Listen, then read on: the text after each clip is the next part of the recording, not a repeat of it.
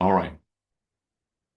So I'm hoping that you kind of looked at that and thought, yeah, what are we supposed to see there, Paul? What was that about? But let me just ask you, what did you notice anything, or what do you have any idea why I wanted to show you that?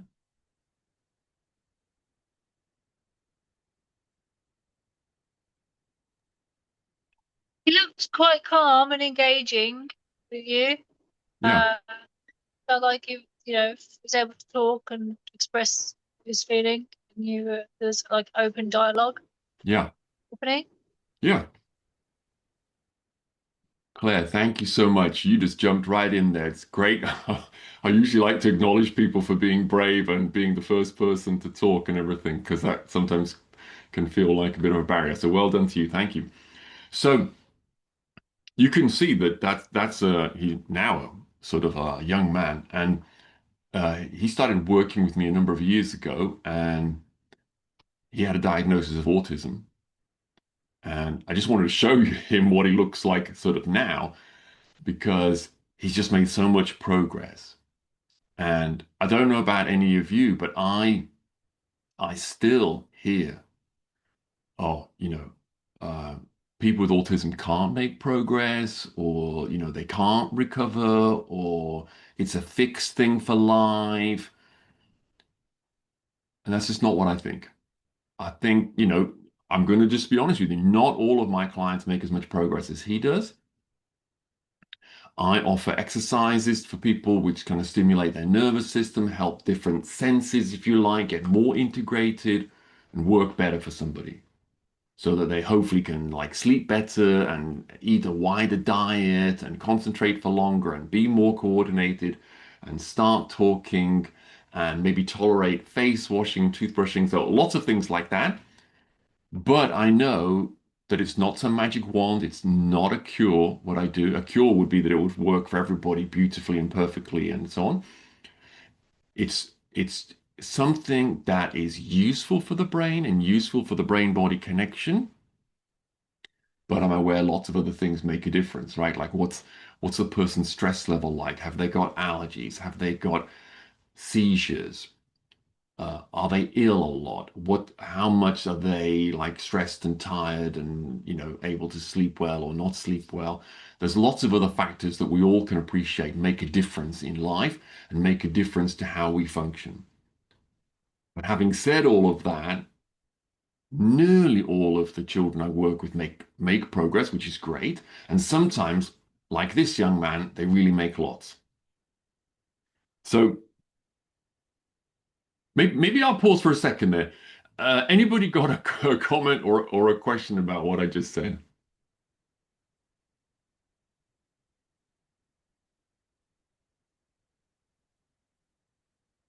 All right. Then let me tell you, of course, you're welcome to write anything into chat during this webinar. We're going to keep going till 11:45. But I did write to people that if you wanted to stay a bit longer, maybe something's interesting or it didn't get covered and you've got a question, you're very welcome to do that. Let me tell you about this young man. When he first came to me, he would do hand flapping. Not all the time, but sometimes he would do hand flapping. He was also a child that didn't always respond to his name. Uh, he was talking when he first came, but he had only a very limited kind of vocabulary. And I remember in the very first session when I couldn't understand what he was saying a lot of the time, and I would ask his parents, what was that? And they went, we don't know. So even his parents often, really often, could not understand him. His articulation wasn't good on top of not having a sort of wide vocabulary. So that's kind of something about where his language was.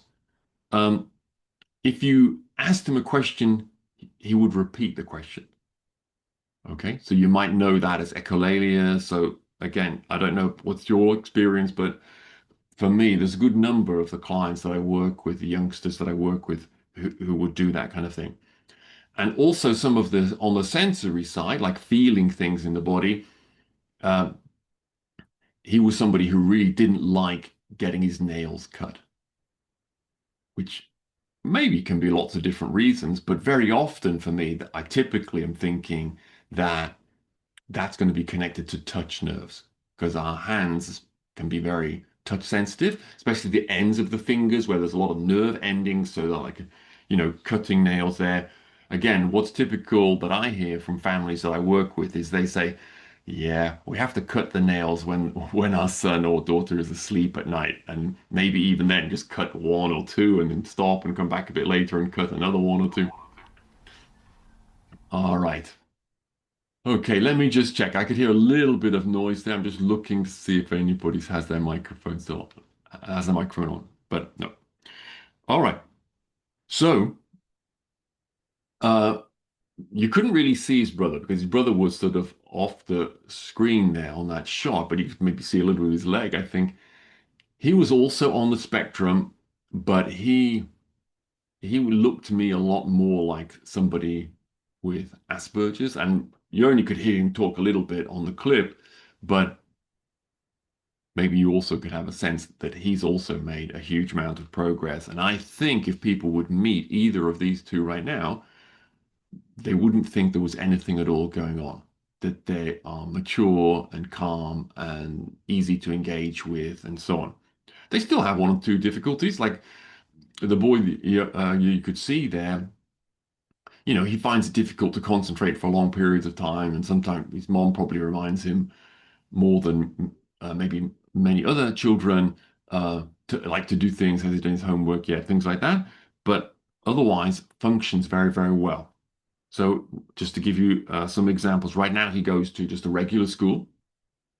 His talking is completely fine now compared to what it was when he first came to see me. He's very sociable. He's very clever. He speaks two languages fluently. So I just think that's just amazing. Given where he was, he's really just come such a massive difference. And it's just exciting for me to let people know what is at least possible. I'm not saying that it's going to happen for everybody. People are very different, but it does happen that level of improvement. All right.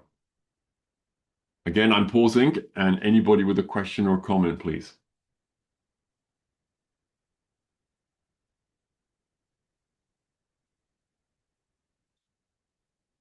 All right. Okay. Um, yeah.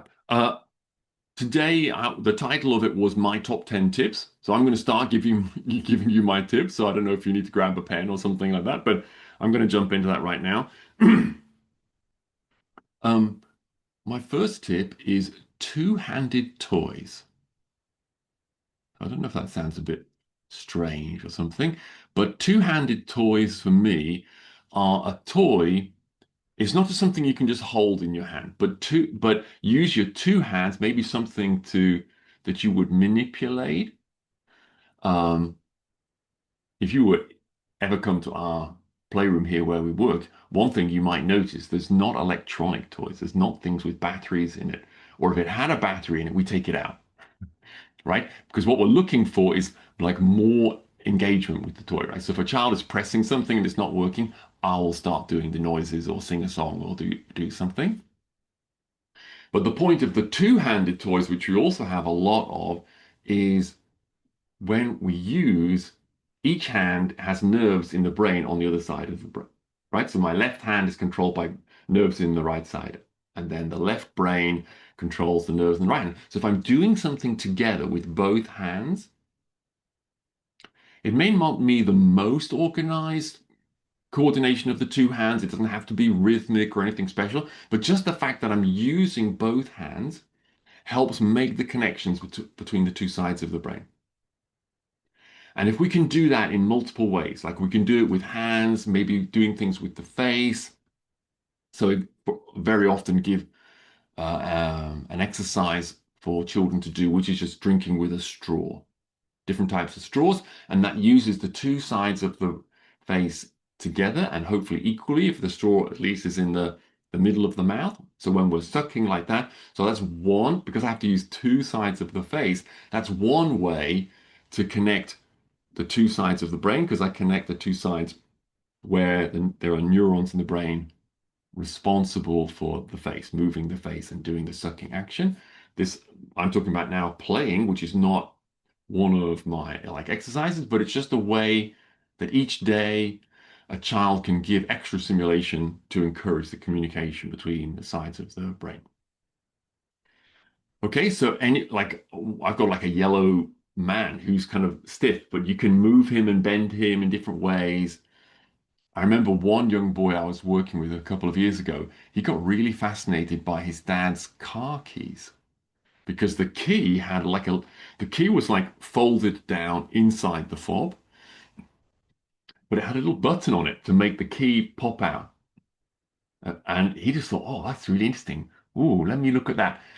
Now his physical coordination was not working that well for him, so he found it difficult. But he was really motivated. So I asked Dad, could he have him? Could he play with it? So I just left him to look at it and work it out for himself rather than tell him what he should do and so on. And after a couple of minutes, he worked out how to press the button, but to get his hand out of the way to let the key pop out. So he had to hold it in one hand and press the button with the other hand, right? So it's one thing, it's good stimulation to work out how do I solve something for myself. And I've got some quiet time because people aren't telling me the answer to kind of process it for myself and do my motor planning. And then the other thing is using the two hands to achieve this thing that I'd like to do. Okay. So I often don't mind what a child is doing, whatever works for the child, what's interesting for the child, what's a motivation for the child. Of course, as long as it's safe and it's not hurting anybody, then if it has some element of the work I'm looking for, then I'm usually very happy to let them do it. So in this case, it's just using the two hands at the same time. Okay. All right. So my wife and I are quite sort of maybe traditional people. Maybe you know that if you've already got a sense that we don't have electronic toys in our playroom. Another toy that we have, it's like something you hold, and it's got a little plastic disc on top, and you pull it, pull a string, and then the disc flies off. Again, each hand does something different, but the two hands have to work together. And very often, these kind of simple toys can be great motivation for the children. Okay? All right. Physical games is my next tip. Physical games means any kind of like just playing, but it's not playing on Facebook or a computer game, but just old-fashioned playing. So, I know that some of you are from different countries, right? But one that was very typical in England when I was growing up was wheelbarrow. So you'd have your hands on the floor, and somebody would be holding your legs. They would hold your legs off the ground, and then you'd kind of walk along the floor, but walk on your hands. Okay, so that's that's just an example of doing something. Hopefully the child finds it interesting and motivating that they want to do it. Number two, what they're going to end up doing, almost I presume, just certainly they have to do, is do a kind of left right. So they're using both hands, but now they're using it in a coordinated left right way. And that's another level of connecting the two sides of the brain. If it's in an organized way and a rhythmic way, my one sort of warning here is that it's very easy to do too much of that. A lot of the children that I would work with would have a low muscle tone. And one of the things with low muscle tone is that you can get tired very quickly. So, for example, what I do when I would do this for the first time with a youngster that I'm working with, I will just watch them. So I'm counting how many steps they do with their hands. Right. So if I'm counting up to five and then they flop maybe, right? They go, oof, oh, I'm tired. So they don't have to say I'm tired, right? But I just notice that they flop a little bit, physically flop. And so I go, oh, right. So that was five steps.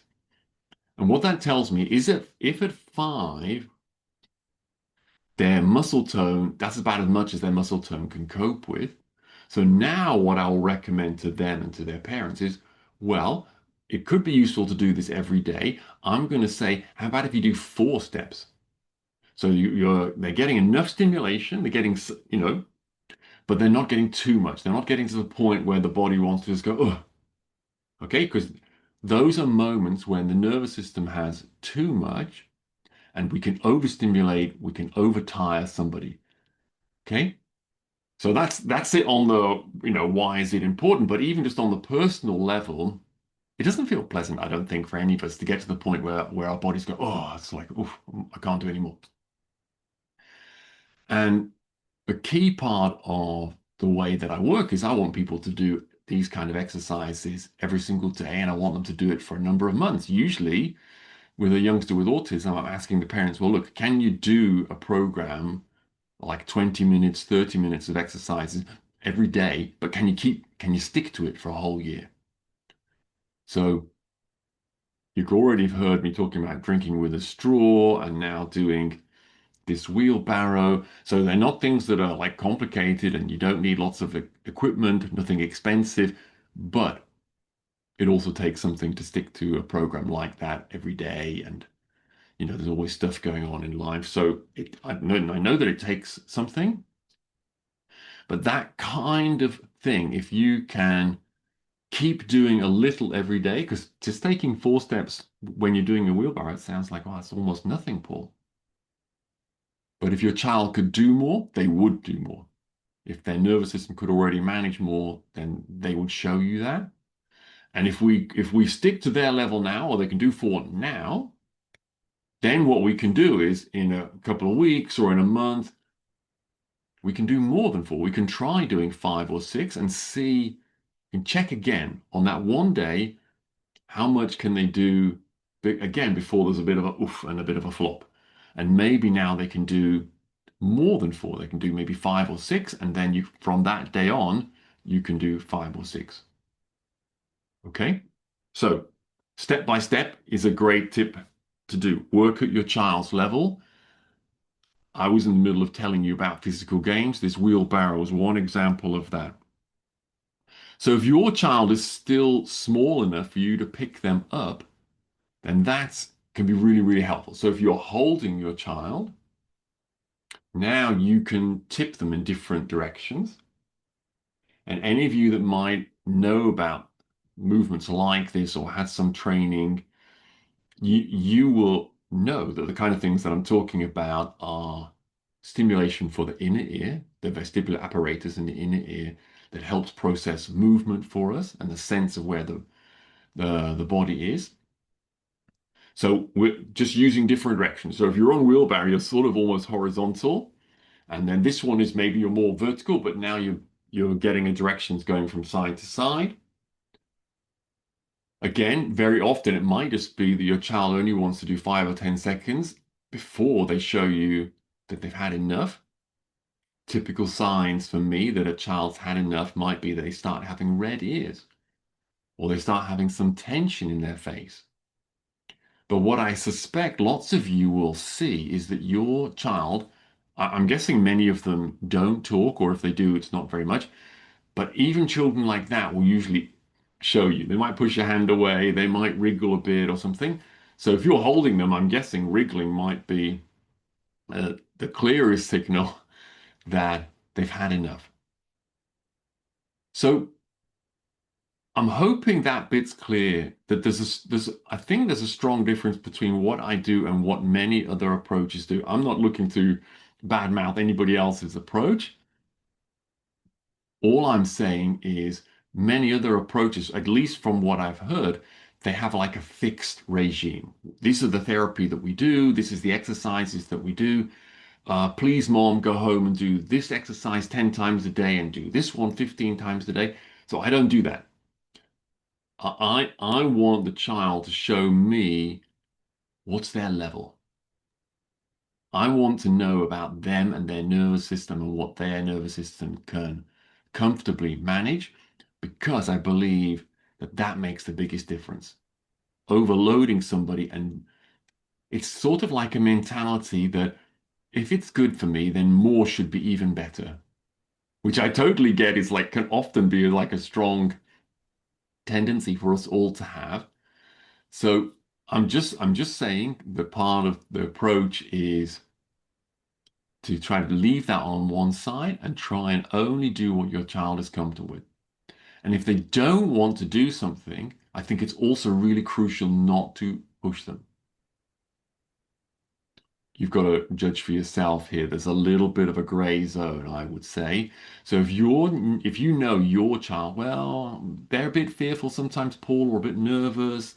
They need to see something a couple of times and then they will do it. Or if I encourage them and say, come on, you can do this. Remember last week you were nervous about doing something, and then after a minute you tried it and you could manage, right? So if you know encouraging your child works and then they can do something and then maybe they feel good about themselves, then great. Then do that. But I would caution you against feeling, oh, it needs to be more times. Come on, do some more. It's not enough yet. Come on. This is good for you. This is supposed to help you develop and learn to talk, to do more. I wouldn't do that. And I wouldn't be bribing children to do more because if they're going to do it and then get a piece of chocolate, then they might ignore their own signals inside, their own feelings. So it's a bit much, really, just because I want that piece of chocolate. And I'm strongly recommending that you all follow your child's lead and follow what they're showing you that they can manage. Because if we go with that for now, then hopefully in a couple of months from now, how much they can manage just gets bigger and bigger, and we grow their potential for learning and development. Okay, I need another sip of my drink here. And again, it's a moment if anybody wants to write something in chat or turn their microphone on and ask me a question.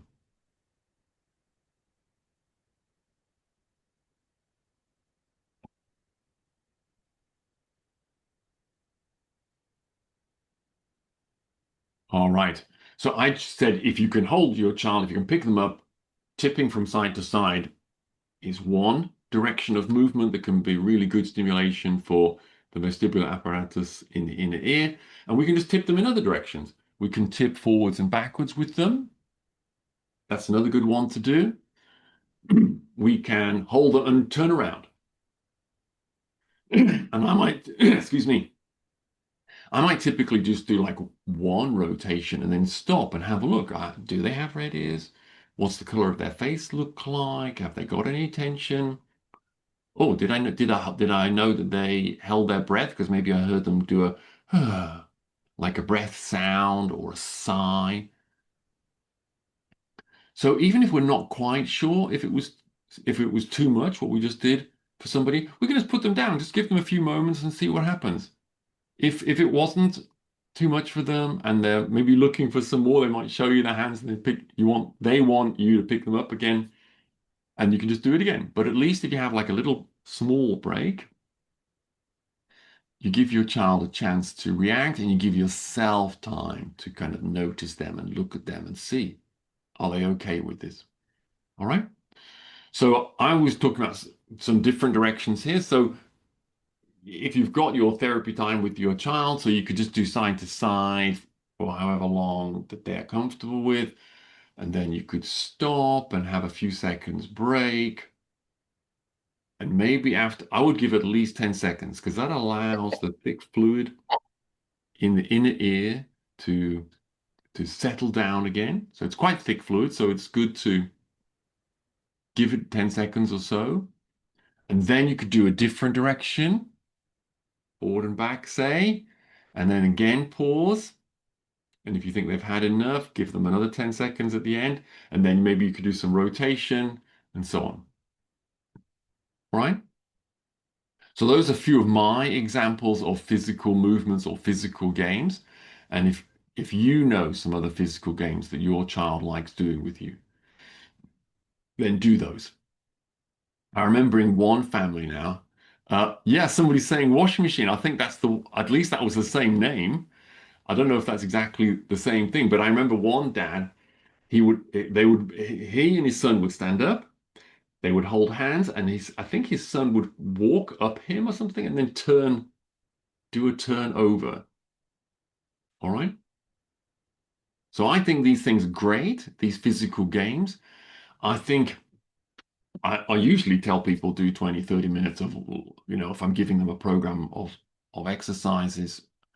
Um, if you know your child likes these physical games, I would try to do at least some every day because they can be so good for either the vestibular stimulation or proprioception, really feeling the body, being aware of the body, which can help somebody get off to sleep faster, feel calmer, feel more solid and less anxious, and so on.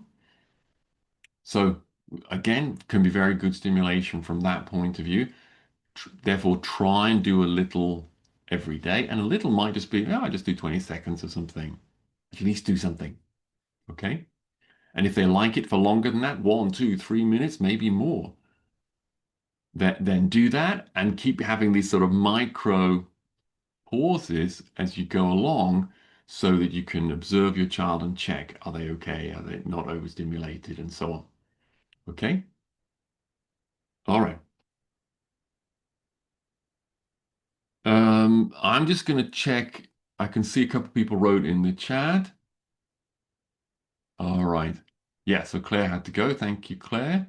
Um, we play a game called Washing Machine in which we make the child sit in our lap and take them around in a rotatory position. Sometimes we do see child needing more pauses than we do see children needing more pauses than others. Exactly. Exactly. So you can give people pauses. Another thing you can do is just do much less. So, for example, if I'm showing the side to side, instead of doing a big tip from side to side, you could just do a little one. Okay. All right. And then see if they manage that. And then maybe they don't need the little mini breaks. All right. Um, Sometimes children like kind of play wrestling with somebody in the family. They might do it on the bed at home or something like that. So again, this is just play. It's not an official exercise from myself, but within it, it has these two elements again of just going to be moving around. So there's the vestibular stimulation and feeling the body and the proprioception. So that's a great combination of things to be working on. But if they're doing it with their dad, let's say, then and they're at home, then it's not just sensory anymore, but the social, emotional side is also working there. Okay. Because it's a huge difference to play wrestle with somebody that we don't really know compared to, oh, it's my dad and I love him and we've got a strong connection. So feeling more at ease and having a strong emotional connection with somebody and having a good relationship with somebody helps the brain learn, helps the brain make new connections so they can develop and grow and so on. So it's just not to be underestimated, I think, the social emotional connection, the social emotional side of doing things, not just like kind of robotically doing exercises, but who am I doing it with? Am I in a good mood right now? Am I calm and ready for it right now? Am I wanting to do this, or is the person kind of pushing me a bit to do it? Because what do we do if somebody's pushing us, right? We don't like it, and maybe we're more resistant and so on. And now that gives us, our brain has a state where it's much harder to absorb things and learn from things rather than a happy, content, relaxed brain, which is much more ready to learn new things. So that brings me to the next tip, which is picking the right moment. Maybe you just need to do something fun that you know your child likes and then offer them an exercise that might be more of a therapy exercise for them. All right. Um, I need another little bit of drink here.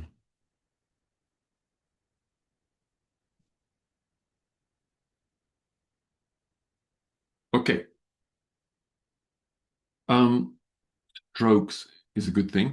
for a lot of children doing some kind of stroke on the body. A stroke could be this, stroking on the hands, could be maybe just one finger, stroking a line on the face, could be stroking just one finger at a time. But stroking in general can be great.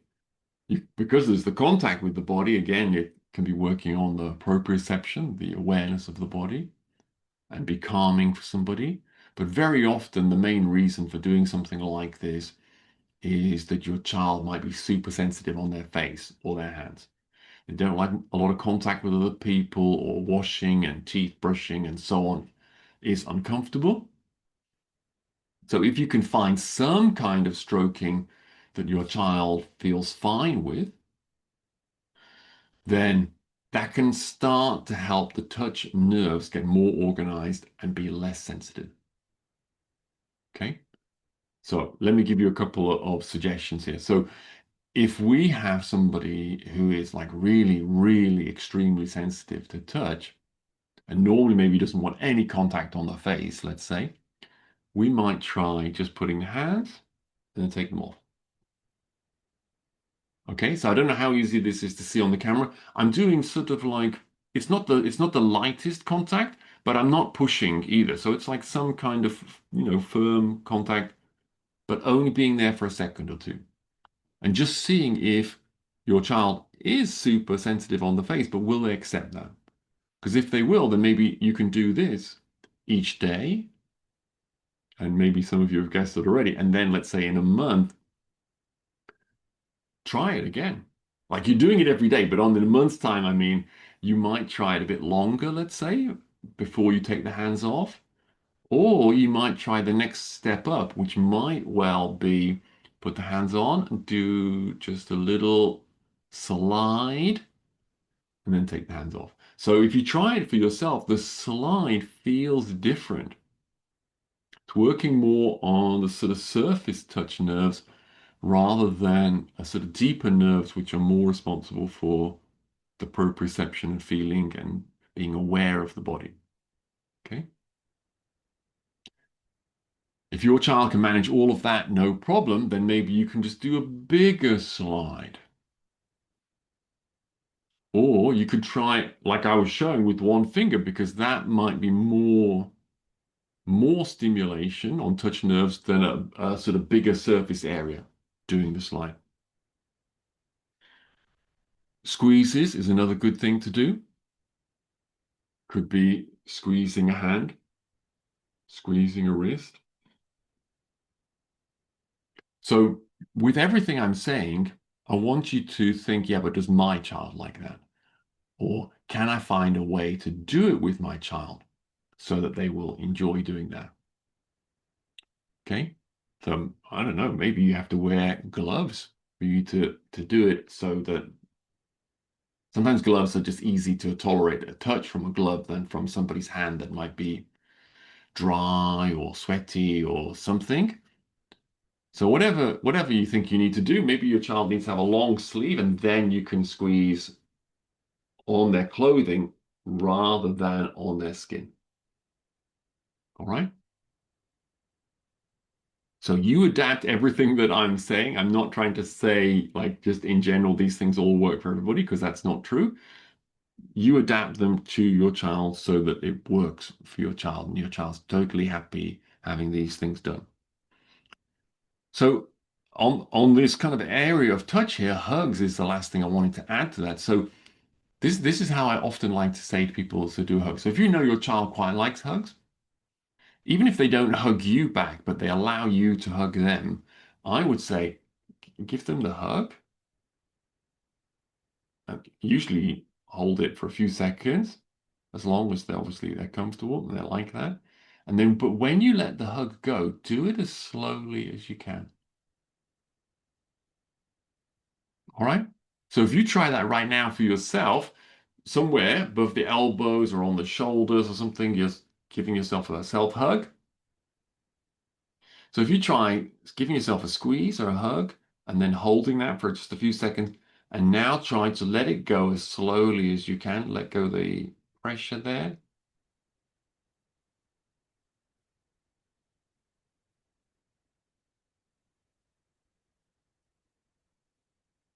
So I'm imagining you're going to feel that much more, that your nerves can feel that graduation as it goes from quite a lot of pressure to less and less and less pressure.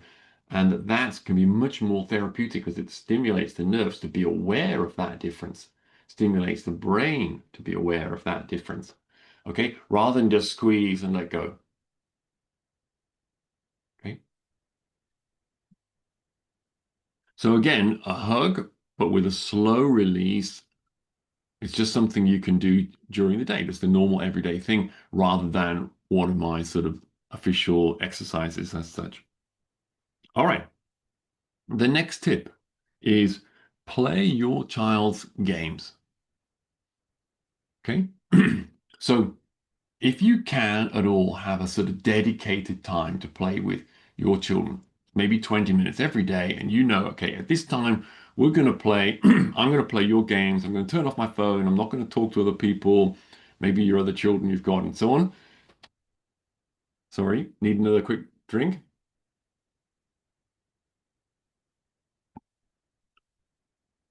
And playing their games is my general phrase. If it's not actually a game, but they just like looking at books, or they like doing some drawing,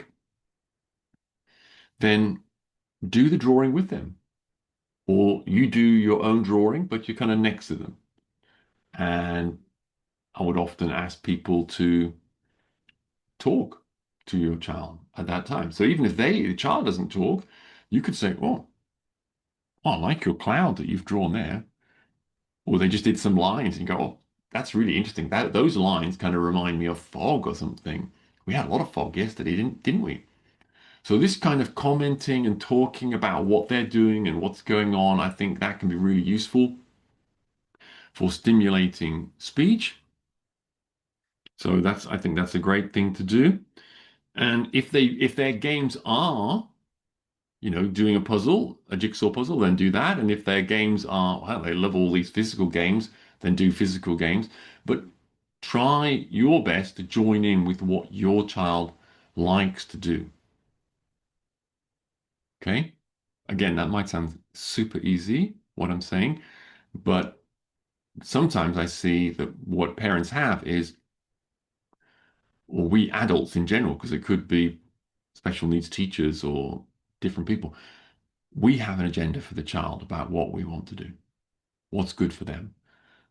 But just playing and having that good connection with somebody, that's such great therapeutic stimulation for the brain that even if you're busy, busy, busy every single day, I totally got that. I think it's great that you're working that hard for yourself and for your family and everybody. But I'm also saying if you can find time to do a few minutes of 100% present, quality play time and do the things that your child loves to do. Okay. All right. As you might imagine, I'm not a great fan of drills, which means just doing something and just keep repeating it and repeating it in the hope that your child will eventually learn it. Because even if the child's cooperative enough that they will keep doing the same things, I will just have a concern that like if you're doing something repeatedly and you see that your child is making progress with it and that they're fine about doing it, then that's okay. Okay, always want to be open to exceptions and the fact that we're all have a different nervous system. But I'm expecting lots of times we adults ask children to just keep repeating something and they're not getting better at it. And for me, that feels like the brain practicing failure because the person knows that they can't really do this well. And we all can practice whatever it is, learning the guitar or something. And hopefully we're seeing that we are learning, we are making progress, and we want to play the guitar. That's why we're doing it, because we want to. So we've got that inner motivation and we see ourselves making the progress. So that works. But drill with no progress, I would try to stay away from that. All right. Um, another tip in this kind of line of things would be that watch out for not doing too much May not be a drill, but it's still learning and teaching academic things. So some academic things, of course, is good depending on your child's abilities and their age and so on. And maybe you're trying to get them ready for joining school next year. So all of that's great. Totally, that's a totally wonderful thing to have as a goal, but not to do too much of it. Now, I know this is a bit tricky, how much is too much, but it's like if you felt like you're just exhausted every day and you're doing, I don't know what to say really, but if you were doing half an hour of academic things, then maybe you could do 5 or 10 minutes less of academic things. And I don't know, could you have a half a minute break for yourself somewhere? Or if you do lots of academic things but you have no time to play, that would also be an indication for me that I'd make more room for the playing. So this one needs a big pinch of salt of like knowing your child and knowing how much what I'm saying is going to count for you. So I think it's great for all of us to have some time, including your child, have time to switch off and just kind of flop and not do much really, or do something of interest or play games. That's really helpful for the brain. But this might be hard, but I'm trying to say that can you make a judgment about is your child developmentally ready for all of the academic things? Because the nervous system builds up. All right. So we start as babies learning to do, we can suck and we learn maybe after a while to sit up and then we learn to crawl and then, we'll start learning hopefully to walk and so on. So things build up. And as they build up on top of each other, we get more ready to do higher functions. So the thing that I'm trying to say here about the academic work and the school work and teaching numbers and the alphabet, like so some of that, yeah, that's great, no problem.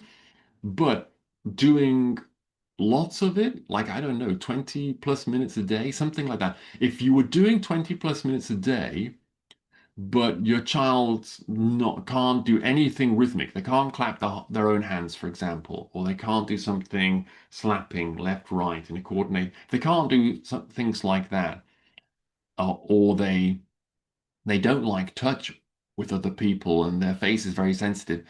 Then it just would be my opinion. You've got to decide because you know your own children, so that's great. But my opinion would be they need more work on the foundational parts of their nervous system. Because if you can get that more sorted, then these high academic functions can become so much easier. So they're not, academic things are great. They are great. But I wouldn't personally be concentrating on them if I know that this child's got lots more difficulties down here below with touch and vestibular and proprioception. I'd work maybe 100% down there, or at least mostly on those things. So I'm growing the person's potential that in 3 months or 6 months from now, they can do all the academic stuff so much more easily and they can learn faster. Okay? All right.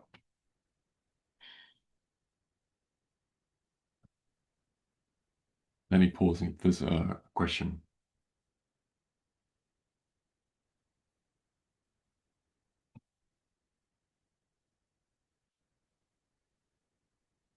I'm just going to have a quick look in the chat. I realize I said we would just do 45 minutes a day, but I have a little bit more I would like to do, and I'm also going to look in the chat. So if you all feel comfortable about staying a little bit longer, let's do a bit more. Yeah. A fourth grade child aspires to be a doctor when she grows up. Her parents were worried about how she would manage the hours of study when she's unable to study focus on one subject for more than half an hour. Any suggestions for the child's parents? What a good question. I think that's what I was just saying, which is um, half an hour. My goodness. One thought that just pops into my head is that um,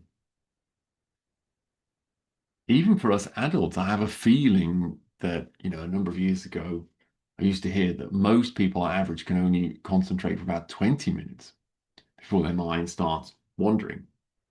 Okay, so there's I've got that thought in my head. Um, the other thought for me is how long can we concentrate on something? May well be sensory. It may well be, oh my, is my touch a little bit sensitive? And now the clothes I'm wearing are a little bit uncomfortable, and that just keeps distracting me and pulling me away, pulling my attention away from what I'm trying to focus on. So there can be things like that. Can be vestibular in the inner ear because it might just be the person struggles to stay still. Their body kind of wants movement. All right. So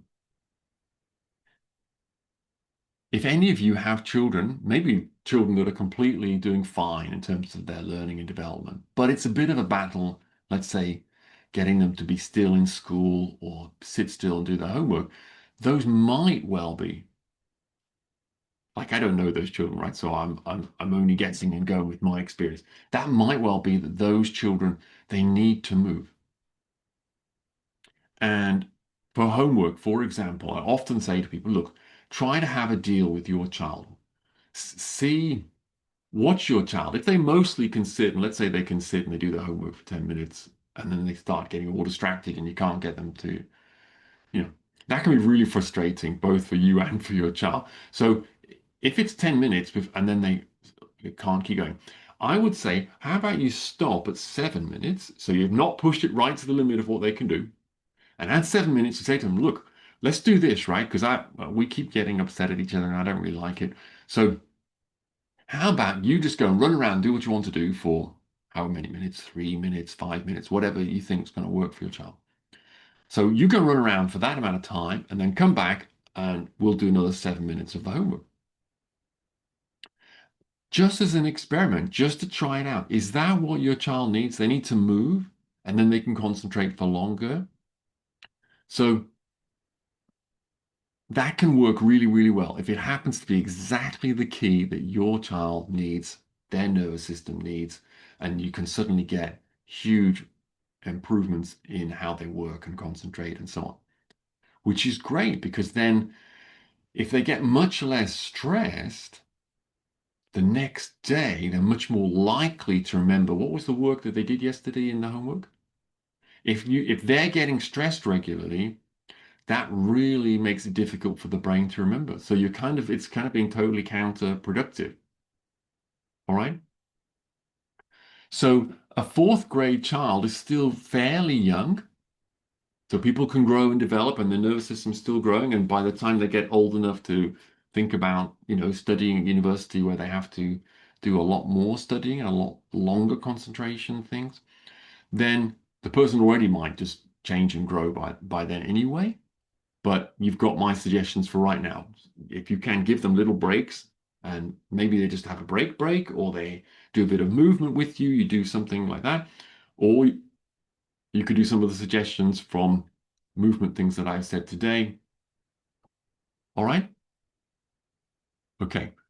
I'm just going to say one last thing, Ray, because I have a couple of friends that run an organization called Oxford Specialist Tutors, and they've got lots of experience with people who are having difficulties with their learning. Usually it's school learning. So let me just write that in the chat. I know them both, right? They both done handle training and they're super ladies. So I'm very happy sort of to recommend them.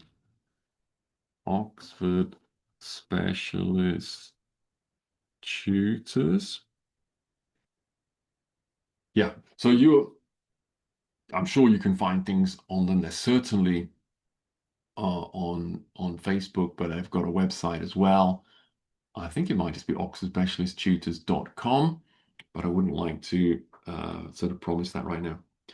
All right. So they do various things. They do not only do they work with people and also give them exercises, but they have little webinars like I do that you can go along and meet them and they're on various topics. So so in other words, those things are free and you can just like, see if you can learn something, but also meet them.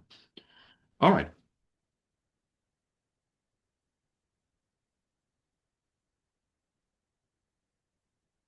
I'm just going to say a few more tips. to be quick because I've needed more time today than I thought. All right. Rhythmic things I said were good, and I was showing some clapping and slapping already. One tip is kind of tricky to say because I hope it's taken well and not taken personally or badly. But one tip is it's almost like don't try too hard to help your children. Just sometimes I have the feeling that parents want so desperately for their child to improve, of course, that the parents themselves are totally exhausted every day, which I totally understand. But like on airplanes, they say put your own oxygen mask on first before you help anybody else. That's kind of what I think of in this situation.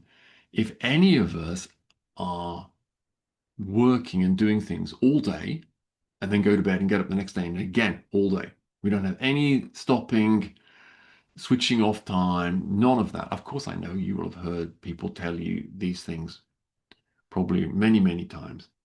And I'm just going to say it again because from the perspective of the brain and how all our brains work, if we don't have switching off time, it's really hard to cope in life, to manage stress or to sleep well or, you know, maintain our good humor and have a good mood and have energy. And that good mood and energy and a more thinking capacity and managing our emotions better and feeling better in ourselves, all of that might happen from having a bit more time, just a few minutes maybe, just to switch off each day. I think your children will notice that. I think if you're doing that, playing with your child each day that I was talking about, that sort of therapeutic play, that you'll be able to give them much more of that kind of play, much more of a positive energy and smiley and a loving being with your child. And that, even just love, even just calling it love and the connectedness makes a huge or can make a huge difference to your child. So you having a bit more breaks and not just like driving yourself into the ground, even if you don't feel you can do it for yourself, I want to say do it for your child. Okay? That's just my opinion. You're the bosses. You decide whatever you decide is great by me. All right. Um, getting exercise where you have to be a bit out of breath. I think it's great for us as adults, great for our brains. But I think if you can think of ways of doing it for your child, do they like walking, or will they walk uphill, or will they carry something that's a bit heavy, or carry a rucksack with a little something in it, so that the walking does, has a bit of effort? Then that's something that I sort of believe in a lot. It can really help somebody with their sleep. It can help them be much calmer during the rest of the day. So I think it's great for us adults. I try to do about 20 minutes a day. Don't always manage that at all, but that's what I aim for. So I think it's good for us, and I think it's also good for children. Um, Nutrition and vitamins is another kind of area. So my tip is to look at that. My suggestions about vitamins as a non-expert, but just with my experience, is that the whole range of B vitamins are great for the nervous system and for the brain. So I would try and take those daily. And omega-3 fish oils are also great for the brain. Vitamin D is great for lots of things, but also for the brain. So I also take that daily. And many people say, oh, yeah, yeah, vitamin D, yeah, yeah. I take that. But then when I find out how much they're taking, they take like 500 IU, international units. I'm not a doctor. I don't know exactly how much is the perfect level. But for a couple of years now, I've been hearing 5,000 IU for adults is sort of a good number. Please look that up for yourselves. Check that out. But then that might mean for your child, like if you do it on a weight ratio, that they might need 1,000 a day. So I'm just putting that out there for you. All right. Very, very good. I've got one last tip, and that is to watch out for caffeine. So could be black tea, it could be coffee. Maybe your children are not drinking those things. Fair enough. I'm wondering if they drink anything like Coke or anything similar to that with caffeine. I'm wondering if they eat chocolate. I'm guessing a lot of them do. I love chocolate. Um, some people are more sensitive to caffeine than others, but over the last few years, I've been saying to people a lot something that I learned a few years ago, which is that if we have any kind of caffeine after roughly about midday, then it stays longer in the body. So, in other words, when it comes to bedtime, it's still in our bodies. We haven't got rid of all of it yet. And can just be one reason for not sleeping so well. So I'm sure it could be lots of reasons why your child is not sleeping well, if that's the case. But getting rid of the caffeine just for a couple of days, I'm imagining you'll notice very quickly if it makes a difference at all. So I just encourage you to try that out if you can at all as an experiment and see does it make a difference on the sleep. And apparently, I'm just saying what various experts have said on clips that I've watched. There are people who can drink coffee even in the evening and still go to sleep no problem and say, this doesn't affect me. But when these people like this are in a sleep lab and have got the electrodes on their head, if when they drink coffee after midday, they may go to sleep exactly as they say, but their quality of their sleep is not as good. It's not so deep, and therefore it's not as restorative. And if our brains are restored, then they're much more ready the next day for concentrating and learning and remembering things and developing. All right. Very, very good. Um, I'm going to tell you one sort of last story of somebody that I worked with, and then I will open up in case any of you that have stayed this long, and thank you for you for doing that. If any of you have got some questions.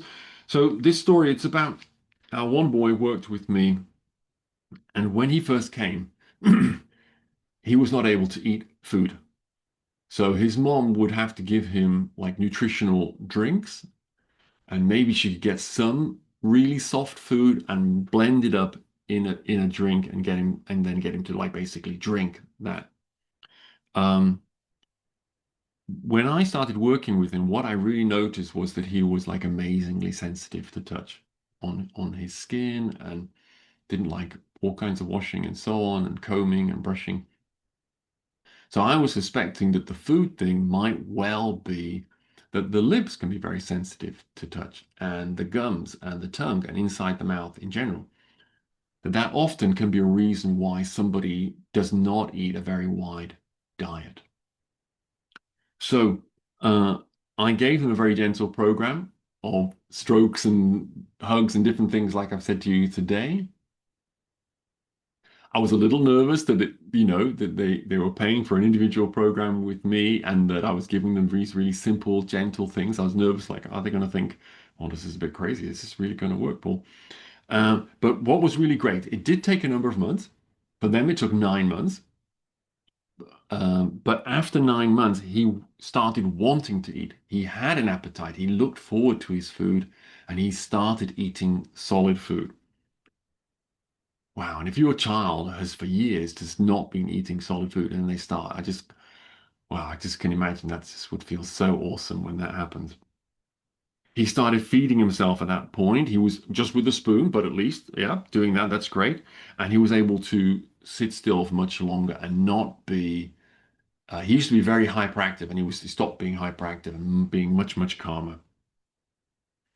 So success is possible. All right. Very good. I'm going to say thank you very much to the people that are watching this recording. I'm going to turn this off now and make myself available for any more individual questions.